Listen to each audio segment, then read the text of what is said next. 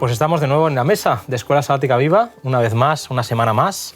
Estamos en la semana número 13. Parece mentira, pero hemos ido avanzando en el estudio de la carta a los Efesios y en esta ocasión nos vamos a centrar en el capítulo 6, ya lo mencionamos la semana pasada, pero el título de esta semana es Haciendo la paz. Y a pesar de hacer la paz vamos a hablar de guerra. ¿Qué tal ha ido la semana? ¿Cómo estáis? Pues bien, en guerra. En guerra. Pero en paz en el Señor, así Amén, que contenta. Amén. ¿Tú qué tal, Andrés? Bueno, ¿Cómo yo estás? bien, yo no estaba en guerra. Estás tranquilo, ¿no? Bastante bien, no me puedo quejar. Que Dios te bendiga, sí. Y que sigas en esa paz disfrutando de la presencia del Señor. Hablamos de un contexto y antes de orar, simplemente adentrarnos en lo que dijimos la semana pasada cuando hablábamos de que la guerra es espiritual. Si no fuera por Dios, si no fuera por la promesa de Cristo, yo estoy con vosotros todos los días hasta el fin del mundo. Si no fuera porque Cristo promete estar con la Iglesia, hemos de reconocer que la Iglesia partiría en clara desventaja contra el enemigo. El enemigo es poderoso, pero la promesa es que nunca estamos solos, que el Señor es el que pelea por delante nuestro. Y mencionábamos el texto de Salmos, ¿no? Sí. Él acampa alrededor de los que le temen. Y mencionábamos ese texto y dice, no temáis, porque mayor es el que está con vosotros que el que está en el mundo. Y en esa confianza, si os parece, vamos a orar. Y te voy a pedir, Andrés, una vez más, que seas tú el que nos dirijas en oración antes de que Tirsa nos diga el versículo de memoria. Muy bien, pues vamos a orar. Señor y Padre que estás en los cielos, gracias por este camino en el que estamos inmersos, Señor, de estudiar tu palabra, Señor, de estudiar esta carta a los Efesios que nos sirve tanto para el día a día de hoy. Una vez más, Señor, ilumínanos para que podamos aprender de ti y que podamos interiorizar todo lo que nos quieres transmitir. En nombre de Jesús. Amén. Amén, amén. Pues Tirsa, estamos en Efesios 6 y te toca, si te parece, y te agradecemos. Hace rato que tú no lo haces, el versículo de memoria. Bueno, no pasa nada. Te has librado, pero bueno. Sí, Tirsa, versículos 16 y 17. Y 17 dice, tomad el yelmo de la salvación, del escudo de la fe, con el que podáis apagar los dardos del maligno. Dice también, sí, tomad el yelmo de salvación y la espada, que es la palabra de Dios. Muy bien. Se me fue. Hemos empezado por el 17, es tomad el escudo de la fe para que podáis apagar todos los dardos del enemigo, y entonces sí, el yelmo de la salvación, y no nos olvidemos de la espada del Espíritu. Y de hecho, hoy, por cortesía de Samuel Gil, tenemos encima de nuestra mesa la espada como símbolo del contexto en el que nos estamos adentrando. Es un contexto de conflicto, un conflicto en el que se nos ha prometido la victoria, pero no deja de ser, al fin y al cabo, un conflicto. Hemos aprendido una palabra más en griego, que es la palabra panoplia. La panoplia es la armadura completa. Jesús, y en este caso Pablo, nos propone que si vamos a entrar en la batalla, cosa que dijimos que no podíamos evitar, porque no entramos desde una posición de neutralidad, sino que ya entramos formando parte de uno de los dos bandos. Si vamos a formar parte de esta batalla, entremos con la panoplia, con toda la armadura de Dios de la que vamos a hablar hoy. Sí. Andrés, primeros pensamientos. Primeros pensamientos de la semana de hoy, pues todo cristiano lucha con sus batallas personales, pero en este caso Pablo está enfatizando más a la batalla a la que se enfrenta la Iglesia como conjunto. Y en estos versículos que vamos a estudiar esta semana, utiliza verbos en segunda persona del plural para referirse a todo un ejército, ¿no? Utiliza fortaleceos, vestíos, para que podáis estar firmes, porque no tenemos lucha contra carne ni sangre. Otra vez estad pues firmes. Pues es que en las guerras griegas y romanas la victoria residía en la unión de los soldados. Es más, aquellos soldados que luchaban más individualmente, por así decirlo, se les consideraba bárbaros. Así que se le da mucha importancia a que todo el equipo, a que todo el ejército estuviese completamente unido para la victoria. Qué bueno este detalle. Y la hermana White habla de esto también. Dice, acompañadme si queréis. En un ejército de batalla se confundiría y se debilitaría a menos que todos trabajen en conjunto. Si los soldados representan sus propias ideas impulsivas, sin referencia a las posiciones ni al trabajo de los demás, serían una colección de átomos independientes. No podrían hacer el trabajo de un cuerpo organizado. Por eso, los soldados de Cristo deben actuar en armonía. No hay que apreciarlos por sí solos. Si lo hacen esto, el pueblo de Dios, en lugar de estar en perfecta armonía, de tener el mismo sentir, el mismo propósito, de consagrarse a un gran objetivo, notará que sus esfuerzos son inútiles, que ha desperdiciado su tiempo y sus capacidades. La unión hace la fuerza. Incluso si pocas almas convertidas actúan en armonía, con un gran propósito y bajo una sola autoridad, lograrán victorias en cada enfrentamiento. Bueno, pues Pablo continúa hablando de la importancia de la unidad de la Iglesia y de los poderes del mal que acechan a la Iglesia. Y quiero comparar dos versículos. Si vamos al versículo 12, voy a leerlos una vez más. Dice, porque no tenemos lucha contra sangre y carne, sino contra principados, contra potestades, contra los gobernadores de las tinieblas de este mundo, contra huestes espirituales de maldad en las regiones celestes. Es un poquito lo que hablábamos, ¿no?, la semana pasada. Es una lucha espiritual, una batalla espiritual que no vemos, pero ahí está. Contra un enemigo tremendo. Exacto. Y si vamos a otro libro de Pablo, vamos a Romanos, vamos a abrir capítulo 8 y vamos a leer los versículos 38 y 39. Y dice así, por lo cual estoy seguro de que ni la muerte ni la vida, ni ángeles, ni principados, ni potestades, ni lo presente, ni lo porvenir, ni lo alto, ni lo profundo, ni ninguna otra cosa creada nos podrá separar del amor de Dios, que es en Cristo Jesús, Señor nuestro. Una vez más, Pablo nos trae esperanza. Pese a la batalla, pese al difícil enemigo que tenemos, me gusta sobre todo la última parte, ¿no? Nada nos podrá separar del amor de Dios.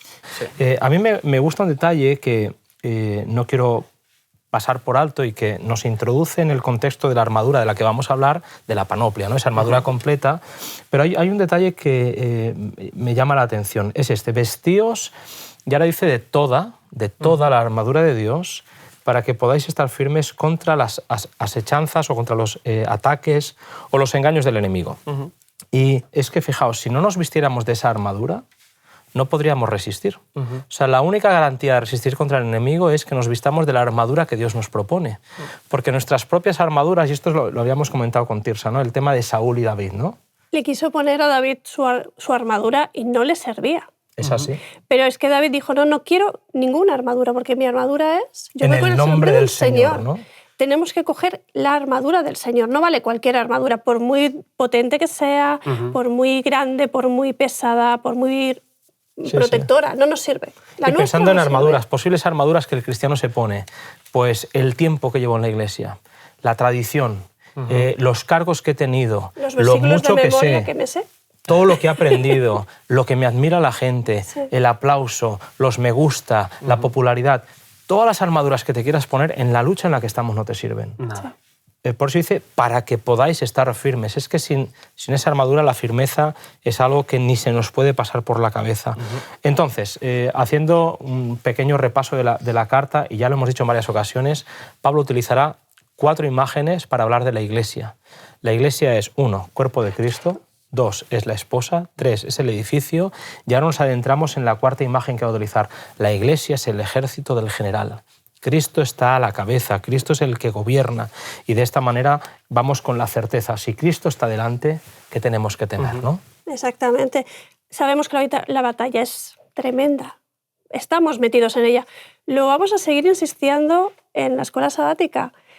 No somos meros espectadores, no podemos ser meros espectadores, no podemos dejar que los demás peleen la batalla por nosotros. Yo no puedo dejar que porque mi esposo sea pastor pelee la batalla y yo me quede sentada, porque no funciona así. El Señor nos dice, no, estáis en medio de la batalla, pero no estáis solos. En contra de lo que nos vende el mundo, de un Dios distante que nos deja solitos, apañándonos con lo que hay, el Dios de la Biblia se mete en la batalla, se enfanga delante y dice, no, si yo no os estoy dejando solos, me estoy metiendo en vuestra pelea porque vosotros solos no podéis, ¿no? Y nos dice, pues nosotros no podéis contra las fuerzas de las tinieblas. No pasa nada, ya estoy yo. Claro. Voy a pelear por vosotros. Él podría habernos destruido perfectamente. Su amor le impide mantenerse distante y pensamos que nosotros estamos en el conflicto que es de Dios, pero en realidad la historia nos muestra que Dios entra en nuestro propio conflicto porque como seres humanos, como raza, escogimos el bando equivocado. Y Él nos podría haber dejado, como dices tú, a nuestras consecuencias. Mira, chicos, habéis optado, habéis elegido mal, pero en su amor se hace uno de nosotros, Dios con nosotros, ¿no? Y pelea nuestra batalla y encima nos promete la victoria, lo cual es pues, buenísimas noticias, ¿no? En este contexto hay tres acciones que de alguna forma se ponen en marcha cuando nosotros decidimos ser cristianos. Tres acciones o 3 consecuencias directas. La primera es que cuando somos cristianos aceptamos el llamado a la paz. mi paz os dejo, mi paz os doy, no como el mundo la da, paz a vosotros, esto que comentábamos ya hace algunas semanas. Aceptamos el llamado a ser gente pacífica, a vivir en paz los unos con los otros. La segunda, que es consecuencia de la primera, es que no solamente aceptamos su paz, sino que nos comprometamos a experimentarla y a extenderla. No solamente la vivimos, sino que además la compartimos. Y queremos compartirlo con los demás de una forma en la que los demás se puedan enamorar del Maestro, ¿no? En este sentido hay una cita, Andrés, que me comentabas, no sé si la tienes por ahí. Aquí la tengo. ¿La puedes leer? Hombre. Dice así: muchos consideran este conflicto entre Cristo y Satanás como si no tuviese importancia para su propia vida, y para ellos tiene poco interés. Pero esta controversia se repite en el dominio de todo corazón humano. Nunca sale uno de las filas del mal para entrar en el servicio de Dios, sin arrastrar a los asaltos de Satanás. Las seducciones que Cristo resistió son las mismas que nosotros encontramos tan difíciles de resistir. Le fueron infligidas en un grado tanto mayor cuanto más elevado es su carácter que el nuestro. Llevando sobre sí el terrible peso de los pecados del mundo, Cristo resistió la prueba del apetito, del amor al mundo y del amor a la ostentación que conduce a la presunción. Estas fueron las tentaciones que vencieron a Adán y Eva y que tan fácilmente nos vencen a nosotros. Es tremendo, ¿eh? Tremendo. Cuando uno decide entrar en las filas del ejército de Cristo, no lo hace desde la neutralidad, lo hace desde las filas del enemigo. Y el enemigo no queda indiferente, le da rabia. Sí. Va a hacer todo lo posible por recuperarte, va a hacer todo lo posible por ir a por ti. Es por eso que decimos, ¿cómo puede ser que personas que aceptan a Cristo las cosas les vayan todas peor?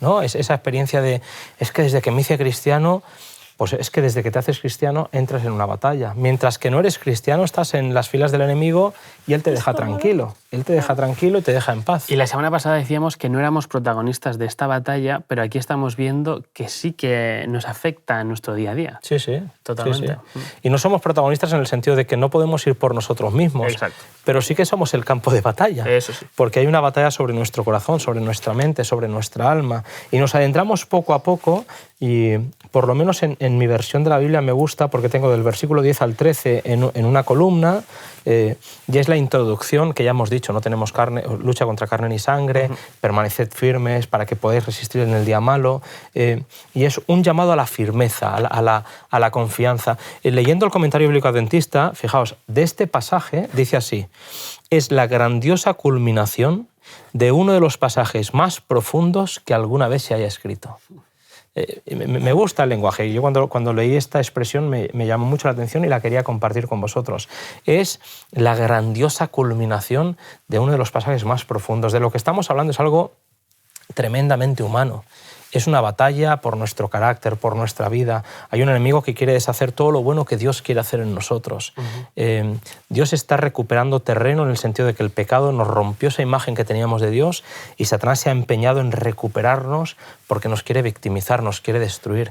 Y esto es algo que nosotros, por la ayuda de Dios, vamos a intentar que no pase. Entramos en los versículos 14 al 17 y antes de analizarlos, os voy a pedir que los podamos leer. 14 al 17 entramos en lo que es la armadura. Estad, pues, firmes, ceñida vuestra cintura con la verdad, vestidos con la coraza de justicia y calzados los pies con el celo para anunciar el evangelio de la paz. Sobre todo, tomad el escudo de la fe, con el que podáis apagar todos los dardos de fuego del maligno.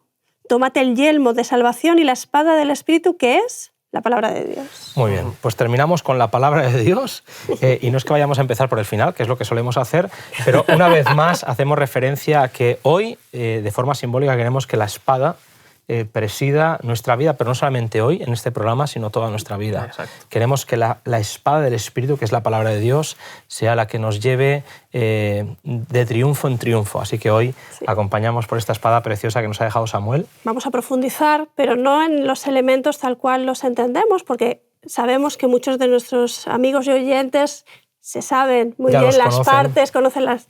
Pero sí que podemos matizar algunas cositas. Por ejemplo, que en las partes de la armadura hay partes defensivas y partes ofensivas. Las defensivas, decidme, ¿de quién son? Pues las defensivas vienen de parte del Señor, ¿no? Exactamente. Y las ofensivas también vienen de parte del Señor, pero con un imperativo que es que debemos Eso es, utilizarlas. ponerlas en marcha, ¿no? Exactamente. Y si empezamos por el cinturón sin ir en detalle, ¿no? Pero Sí. el cinturón es el que mantenía toda la armadura conjuntada, ¿no? Atada, ¿no? Es el que le daba firmeza a todo, el que mantenía unida todas las partes de la armadura. Sí. Y en este contexto dice que lo que mantiene toda la armadura del cristiano es la verdad. La verdad que no es solamente un concepto intelectual, es algo que has aceptado, algo que se ha arraigado en tu corazón, la verdad, y que ha dado un resultado, un fruto. ¿De acuerdo? Así que esto es lo primero que podemos decir acerca del cinturón. Lo segundo que se menciona es la coraza de justicia. La vemos en el versículo 14. La coraza, no solo en la época de Pablo, sino a lo largo de la historia, en las armaduras, servía para proteger los órganos vitales. Muy bien. Y en este contexto vamos a decir el corazón. ¿Y qué es lo que protege a nuestro corazón? La justicia. La justicia protege la vida del creyente. Pablo asocia la justicia a la santidad, la bondad, la verdad. Lo hemos visto en Efesios 4, en Efesios 5. Seguro que todos hemos podido alguna vez sentirnos protegidos por la justicia de Jesús, en algún momento la justicia de Cristo en nuestra vida. Claro, es que en realidad justicia es un símbolo del carácter, ¿no? Exactamente. Y decíamos que nosotros vamos con la verdad por delante, protegidos por la justicia, que es el desarrollo del carácter que Cristo está haciendo en nosotros, y en base a ese proceso transformador, vamos a la batalla no en nuestro nombre, sino en el nombre de aquel que nos está transformando, ¿no? Y eso hace que nos proteja, y nos proteja aquí a nuestro corazón. El siguiente elemento, que es un elemento muy conocido, es las sandalias, calzados los pies con el celo por anunciar el Evangelio de la paz. ¿Qué podemos decir de esto? Las sandalias, no vamos a decir mucho, pero tienen un punto que a mí por lo menos me parece interesante. En las sandalias de los soldados, en la parte de abajo, bueno, tenían unos clavos que hacían que se pudieran mantener de pie más tiempo y más firmes. ¿Serían los tacos de fútbol ahora? Eso es, eso es. No, yo veía la semejanza. Evitar que te deslices. Que te resbales. Te resbales. La firmeza, la que es importante. Porque lo estuvimos hablando hace nada, ¿verdad que sí? Lo recordamos, ¿verdad? Tenemos que mantenernos como firmes. No podemos permitirnos resbalar, porque en el momento que resbalemos... Es así. Pero Pablo usa el calzado como en otro sitio, a ver, utilizando el lenguaje de Isaías en 52:7. A ver si os recordáis este versículo que dice: «Cuán hermosos son sobre los montes los pies del que trae alegres nuevas, del que anuncia la paz». Es curioso, ¿no? Porque en toda la carta que escribe Pablo hay 8 veces que aparece la palabra paz. Es decir, no son pocas. Entonces, lo curioso es, ¿por qué si hace tanta mención o le da tanta importancia a la paz, utiliza una metáfora militar o bélica? O sea, es como contradictorio. Pues que en verdad tiene todo el sentido. Los cristianos estamos en busca de una paz y justamente por eso estamos en conflicto. Exacto. Vivimos en un mundo corrompido que cada vez va peor y entonces es normal que haya este conflicto. Con esto el apóstol no nos está incitando a que seamos conflictivos, a que seamos bélicos, sino que busquemos la paz. ¿Y cómo lo podemos hacer? ¿Cuáles pueden ser nuestras herramientas? Pues la humildad, la servidumbre, la ayuda, el cariño a los demás. Eso sí que es a lo que nos llama a luchar, por así decirlo. Pero sí que es verdad que cuando lees el versículo es muy bonito, ¿no? Porque dice, parte de la armadura es la disposición, el celo, las ganas, el deseo de anunciar el Evangelio de la paz. Y esto es algo que tenemos que enfatizar. Tú no puedes estar en una guerra espiritual con la que estamos no predicando el Evangelio. Porque si no predicas el Evangelio, si no estás compartiendo las buenas noticias del Evangelio, es muy posible que aunque creas que estás en conflicto, no lo estás. Claro. Y como tú decías, anunciar el Evangelio nunca es algo belicoso. No estamos aquí para atacar a otros que piensan diferente, que creen diferente, que tienen un Evangelio distinto. No estamos para atacar, estamos para anunciar a Cristo. Y es muy bonito, ¿no? Porque cuando dice evangelio en griego, y lo sabemos bien, es buenas noticias. Sí. Y la buena noticia en el contexto de Efesios capítulo 6 es que no tienes por qué morir, que estás de parte de alguien que quiere que vivas. El corazón del mensaje del Evangelio, que es el que tendríamos que tener disposición para compartir, es que Cristo nos ofrece su paz. Y esto es algo maravilloso que ojalá pudiéramos tener en cuenta, ¿no? Para nosotros, fíjate, la hermana White lo dice así: Dios nos llama a ponernos la armadura. Es un llamado, es una invitación. No queremos, como decía Tirsa, la armadura de Saúl, sino toda la armadura de Dios. Entonces, y esto incluye la predicación del Evangelio, entonces podremos salir a trabajar con el corazón lleno de benignidad, compasión y amor semejantes a Cristo. Este es un llamado maravilloso. El siguiente elemento, Andrés, es el del escudo. El escudo. Aparece en el versículo 16 y quiero leerlo otra vez porque tiene algo que no aparece en el resto de elementos. Lo leo. Dice, Sí. sobre todo, tomad el escudo de la fe con que podáis apagar todos los dardos de fuego del maligno. Y me gusta este versículo porque, a diferencia de los demás, empieza con el sobre todo. El resto no. El resto los va mencionando, pero este dice sobre todo. Es decir, no es que los otros no sean importantes, pero este es especial. La fe, el escudo de la fe. Estamos en la batalla, como estábamos hablando todo el rato, pero ¿qué hacemos nosotros en una batalla si no nos armamos de fe? ¿Cómo podemos pelear esta batalla, este conflicto que nos afecta en nuestras vidas si no tenemos fe? Y alguno puede estar pensando, a mí la fe no es un don que me ha sido dado. Pues pidámosela. La Biblia lo dice, ¿no tienes fe? Pídesela. Claro. Pídesela a Dios. Claro. Claro. Y qué bonito, ¿no? El hecho de que en una batalla contra el mal, que te va a susurrar mentiras, el engañador que te va a decir que no vales, que Dios no te ama, que con este pecado que has cometido no hay más perdón para ti. Y tú por la fe te aferras al Señor. Y pensamos, ¿no? Jacob que se aferra al ángel, pensamos en Pedro que se está ahogando y el Señor, hombre de poca fe. Y es que la fe, por pequeña que sea, tiene un poder en nuestra vida terrible, ¿no? No sé si conocéis, seguro que sí. Hay una historia en el Antiguo Testamento que habla precisamente del tamaño de la fe y la victoria, ¿os acordáis? Están los héroes de David, los héroes. Bueno, pues hay uno. Los valientes de Los David. valientes. Y todos eran tipos grandísimos, armadísimos, fuertotes, que habían matado a 300, 400, 500, y de pronto aparece un personaje que se llama Sama. Y lo único que pone en el texto es, y Sama defendió su pequeña parcela, había en el pueblo una pequeña parcela de lentejas, se va lentejas. todo el mundo corriendo y él se queda en su pequeña parcela de lentejas a defenderla y Dios le da la victoria. Y cuando hablamos con los niños alguna vez hemos dicho, las lentejas que tienen hierro, ¿no? A ver, Andrés, que tienes cerca la tabla de los elementos. ¿De ¿Cuál qué? es? Olvídate, Tirsa, olvídate. Sí, yo soy de letras. El elemento de la fe en la tabla periódica es Fe. Fe. Esa te la sabías. ¿Ves que lo sabías? Sí. Es solo utilizar...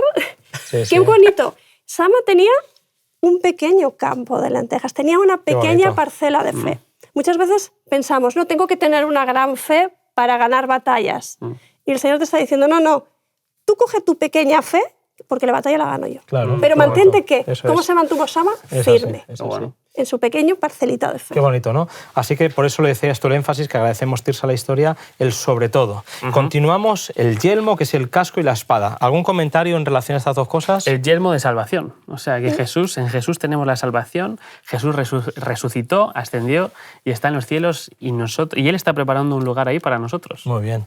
Y la espada. Sí, la espada de la que ya hemos hablado. ¿Algún comentario? No, recordad que siempre la espada nos la da el Espíritu. Es verdad que es un elemento ofensivo, pero no tenemos, eso no significa que tengamos que tirar la Biblia, las palabras. Sí. Pero sí que es un elemento que cuando atraviesa tu alma, cuando atraviesa la carne, nada vuelve a ser igual. Dirá Pablo, ¿no? En Hebreos, que es, es como una espada de doble filo la palabra de Dios, ¿no? Y nosotros no nos defendemos con argumentos humanos, nosotros no vamos por ahí con filosofías humanas, no es la inteligencia humana la que nos da la victoria, es la palabra de Dios. Así dice Jehová, ¿no? Él está escrito, a la ley y al testimonio, tantos textos que hay en la Biblia. No tengamos miedo a utilizar la palabra. Eso es. Es la esencia, ¿no? de Escuela Sabática Viva, porque cuando utilizamos la palabra, al que le llega, le atraviesa su vida, no puede volver a ser igual. Y como decías, Tirsa, la palabra, la espada, es un elemento, ofensivo. Vamos a decir ofensivo, en el sentido de que atacar. es el que penetra en las filas del enemigo, pero también es un enemigo con el que te defiendes, ¿no? Es un elemento con el que te defiendes. La espada te protege y te protege de las mentiras del diablo. Por eso decíamos que es tan importante la verdad. La verdad no solamente como un concepto intelectual, sino como algo arraigado en tu corazón que te va transformando. Y llegamos, y esto sí que lo quiero mencionar y lo quiero leer, y quiero que le dediquemos los 2 minutos que nos quedan, Andrés, a hablar del versículo 18. No lo voy a leer entero, pero dice, orad en todo tiempo, con toda súplica y con toda oración en el Espíritu. Y la pregunta que te hago es, ¿orar por qué? Que lo dice el texto. ¿Orar por qué? Hay dos menciones, ¿no? Orad por los santos de la Iglesia, orad por la Iglesia.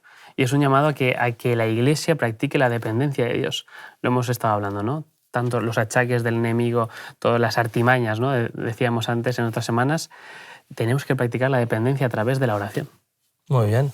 ¿Y cuál es el beneficio espiritual de la oración, Tirsa? ¿Por qué tenemos que orar? Porque oramos no solamente por los santos, por la Iglesia, sino que Pablo, y lo digo porque vamos muy rápido, muy mal de tiempo, pero Pablo también pide que oremos por él. Porque es importante la oración para nuestro crecimiento espiritual, para mantenernos firmes, para mantenernos unidos. La oración es un diálogo con Jesús. Si nosotros no tenemos un diálogo con el vencedor, no vamos a poder utilizar las armas bien. Y es que en la batalla de la fe decíamos que no es tanto las herramientas que tenemos, que son espirituales, sino la oración. Claro. Es el poder de la oración, es el poder del Espíritu. Por eso Pablo dice que la oración del justo puede mucho, tiene mucho poder, ¿no? Puedo ir muy armado, puedo saber mucho de Biblia, puedo llevar... Pero si no utilizo la oración como elemento principal, como aglutinador...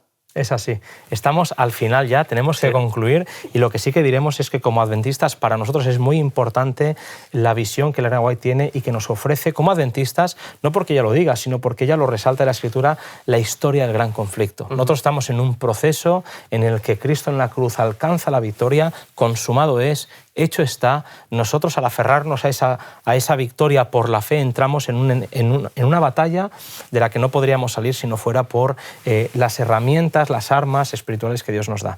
En ese contexto sí que queremos pedir a la Iglesia que sigamos orando los unos por los otros.